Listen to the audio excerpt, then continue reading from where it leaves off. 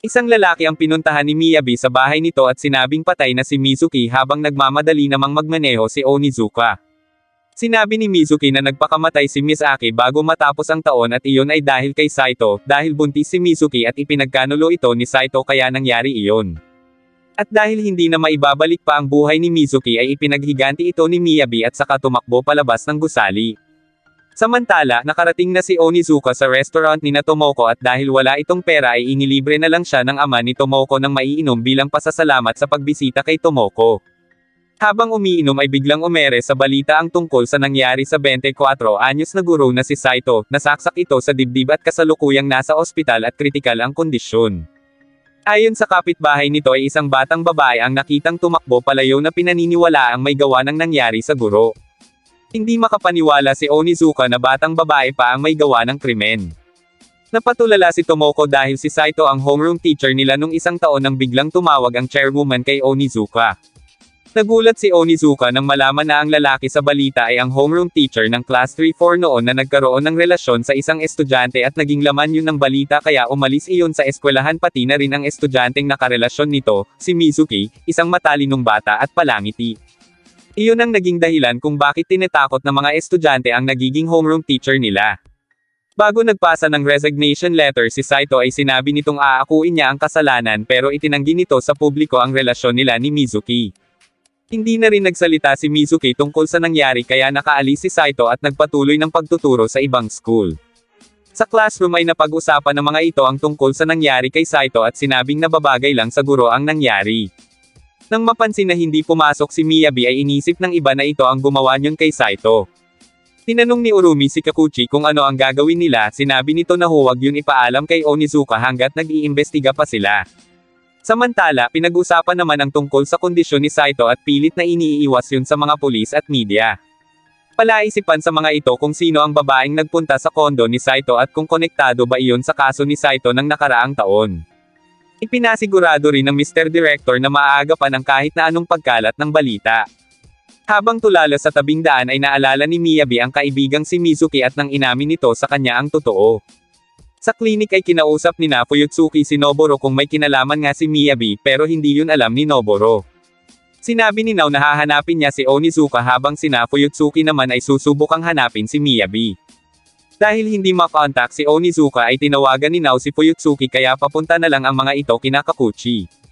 Sa isang restaurant habang umiinom ay naikwento ni Onizuka kay Ryuji ang tungkol sa nangyari. Habang patuloy naman ang pag-iimbestiga ni Kakuchi sa pamamagitan ng pagtingin sa mga record ni Saito nung una itong magtrabaho sa Reimei Women's School. Para sa guro na may nabalitang ganoong kaso sa estudyante ay mahihirapang matanggap sa pribadong paaralan, kaya inisip ni Kakuchi na may koneksyon si Saito sa makapangyarihang tao, si Koichi Igarashi, ang director ng Board of Education.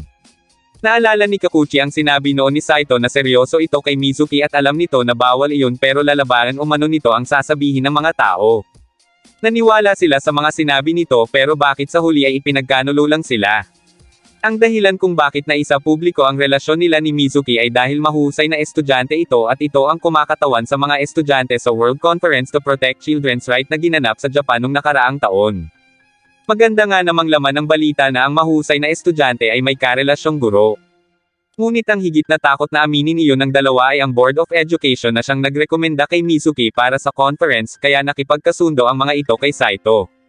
Nang marinig ni Urumi ang mga sinabi ni Kakuchi ay nasa harap siya ng puntod ni Mizuki at sinabi nitong nakausap na rin niya ang magulang ni Mizuki. Dumating sina Noboro at Fuyutsuki sa bahay ni Kakuchi para alamin ang nangyayari. Bago matapos ang tawag ay nalaman ni Kakuchi na buntis si Mizuki pero may isa pang kwento ang lumabas bago nangyari ang insidente. Maya-maya pa ay tumawag si Kunyo kay Kakuchi at sinabing nakita nila si Miyabi, agad siyang inutusan ni Kakuchi na pumunta sa opisina ng Board of Education dahil kailangan nilang pigilan si Miyabi. Sa mga oras na iyon ay hindi pa rin nila makontak si Onizuka, nang biglang maalala ni Fuyutsuki na tawagan si Ryuji kaya nang malaman ay agad na binuhusan ni Ryuji ng tubig si Onizuka at umalis na ito. Habang sakay sa sasakyan ay sinabi ni Kakuchi na nalaman siguro ni Miyabi na nagtuturo pa rin si Saito, at nalaman din nito ang pagsasabuatan ng mga Board of Education, pati na rin ang pagpapakamatay ni Mizuki kaya nais nitong maghiganti. Pati na rin sa Board of Education na pinagtakpan ang mga nangyari kaya hindi man lang nabalita ang pagpapakamatay ni Mizuki. Para kay Miyabi ay nais talaga ng mga iyong mawala na ng tuluyan si Mizuki. Sa parking lot ay pinuntahan ni Miyabi ang isa sa mga kasapi ng board at tinanong kung naaalala pa nito si Mizuki. Nagpakilala siya dito bilang best friend ni Mizuki at ikinwento ang pagiging masiyahin noon ni Mizuki. Nagulat ang lalaki at tinanong kung siya ba ang sumaksak kay Saito, inilabas niya ang patalim kaya itinanggi nito na may kinalaman siya sa nangyari. Nang biglang dumating na doon si Onizuka at pinagsabihan si Miyabi na tigilan iyon dahil hindi dapat humahawak ng patalim ang bata na tulad niya. Habang nagwawala si Miyabi ay nagpakilala si Onizuka sa lalaki at maya-maya pa ay dumating na rin sina Fuyutsuki sa lugar. Nang iiuwi na si Miyabi ay sinabi ng lalaki na sospek ito sa nangyaring insidente kahapon kaya tatawag na siya sa pulis pero sinabi ni Onizuka na siya na ang bahala kay Miyabi. Pinulot ni Onizuka ang patalim at nilapitan ang lalaki. Maya-maya pa ay pinaandar na ni Onizuka ang motorsiklo at pinasakay si Miyabi at ipinaubaya kay Fuyutsuki ang iba pang mga estudyante.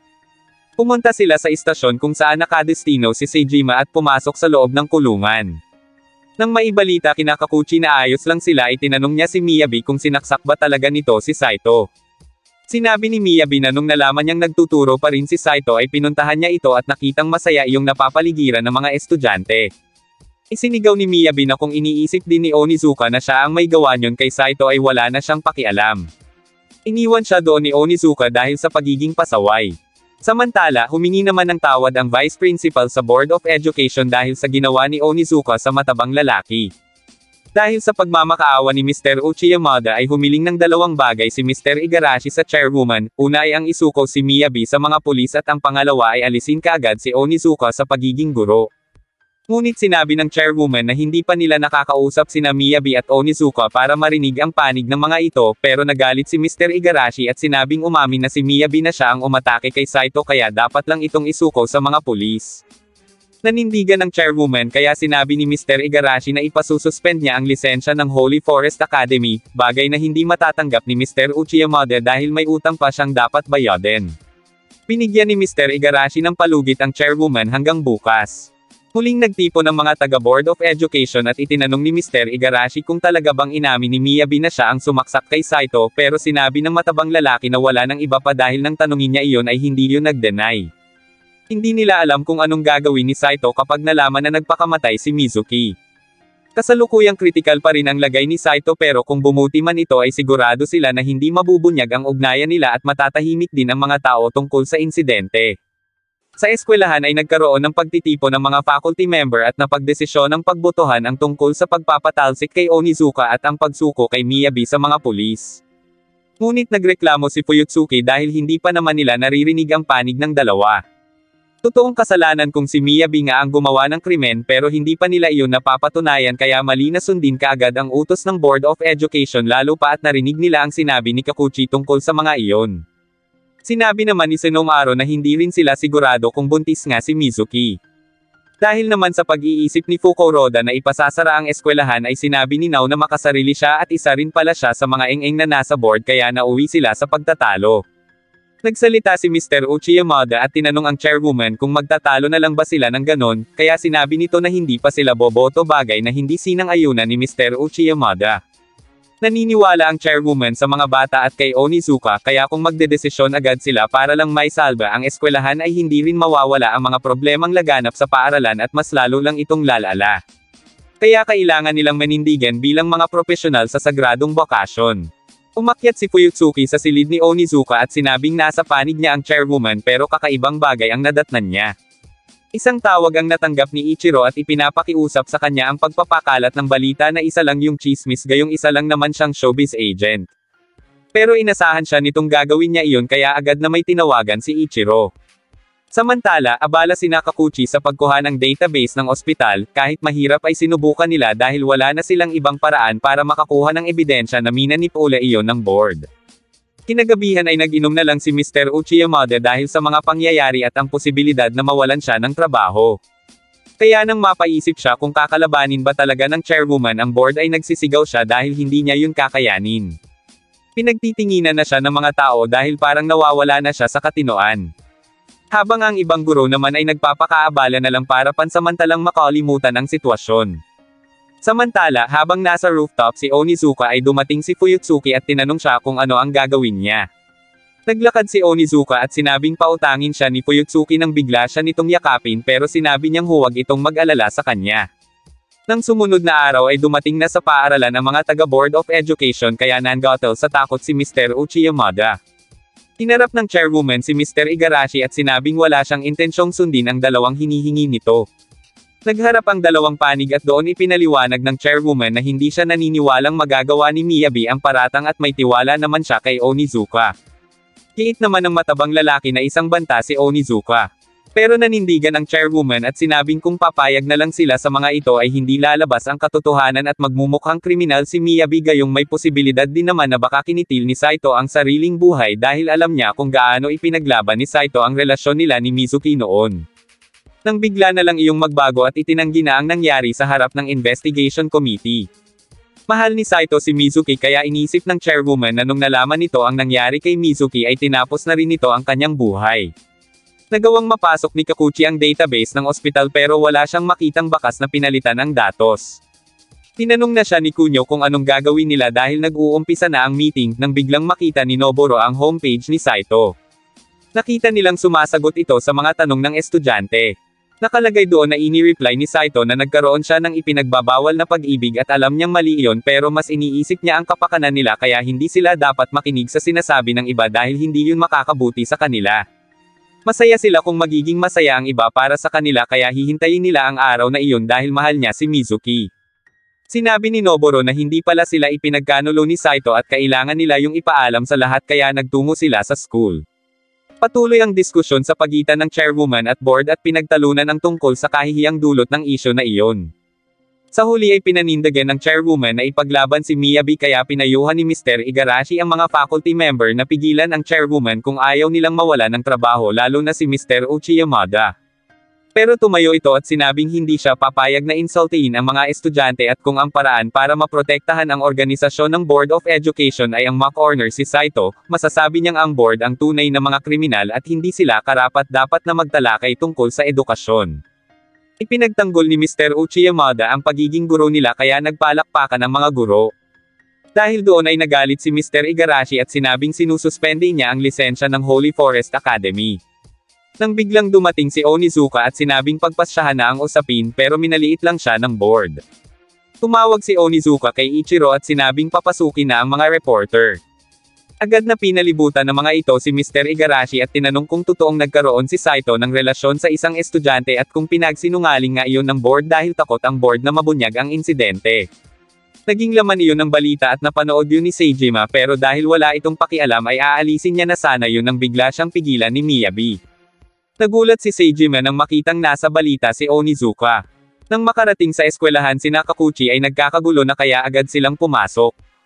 Napanood ng lahat ang balita habang itinatanggi pa rin ng director ang mga paratang, inibin nito ang usapan at sinabing inatake ng estudyante ng paaralang iyon si Saito bagay na pinabulaanan ni Onizuka at sinabing siya ang gumawa nyo na ikinagulat naman ng lahat. Ipinakita niya ang ginamit na patalim kay Saito na may dugo ni Saito at fingerprint niya. Sinabi ni Miyabi kay Seijima na dalhin siya nito kay Onizuka. Nang maabyutan ni Kakuchi si Onizuka ay arestado na ito. Pinayuhan sila nito na mag-aral ng mabuti at huwag nang mag-alala sa kanya. Hindi makapaniwala ang mga kapwa niya guro sa ginawa niya. Isang tawag ang natanggap ng isa sa mga reporter at sinabing may malay na si Saito kaya agad na pumunta ang ibang reporter sa ospital. Habang ang ibang mga reporter naman ay tinanong si Mr. Igarashi. Dahil nagkagulo ay hindi maintindihan ni Onizuka kung anong nangyayari kaya sinabi ni Kakuchi na sinusubukan talaga ni Saito na protektahan si Mizuki dahil sa natuklasan ni Noboro. Sa labas ay sinalubong ni Miyabi si Onizuka at doon ay humingi ito ng tawad. Dumating sina Kunyo at sinabing alam nila na si Saito ang sumaksak sa sarili nito kaya bakit ikukulong si Onizuka, hanggang sa tuluyan ng umalis ang pulisya. Hindi pa man nakakalayo ay narinig nila ang pagbangga ng sasakyan dahil tumakas pala si Onizuka dahil ayaw nitong maaresto lalo at inosente naman siya. Makalipas ang 2 buwan habang nasa rooftop si Fuyutsuki ay sinabi ng chairwoman na hindi pa rin siguro siya kino-contact ni Onizuka, kaya nagtaka siya kung ano na nga ang ginagawa nito ngayon. Dagdag naman ng chairwoman na hanggat naroon si Fuyutsuki ay babalik si Onizuka doon o baka gusto niya iyong sundan. Sakay sa motorsiklo ay binagtas ni Onizuka ang kahabaan ng kalye, nang bigla siyang parahin ng babaeng nasiraan ng sasakyan kaya inangkas niya iyon, kinilig pa siya dahil nakalapat sa likod niya ang malaki nitong lato-lato pero may asawa at anak na pala ito. Maya-maya pa ay narating niya ang California Junior High School kung saan siya kasalukuyang nagtuturo sa mga Amerikano at ipinakilala ang sarili bilang GTO o Great Teacher Onizuka.